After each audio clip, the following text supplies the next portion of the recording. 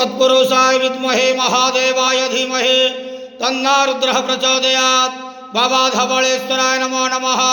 दीपं यदि परं ब्रह्म दीपं यदि जनार्दनः दीपाहरतु मे पापो पूजा दीप नमस्तुते। बाबा धवळेश्वर महाप्रभु संसार सुखी रखंतु।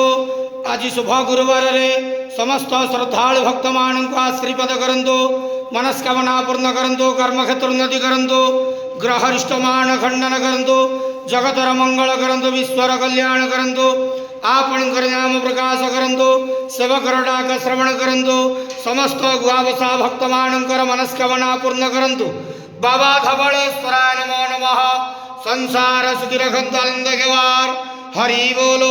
आज शुभ गुरुवार रे समस्त श्रद्धालु भक्त मान को आशीर्वाद करंतु आनंद केवार। हरि बोलो। बाबा धवळेश्वराय नमो नमः।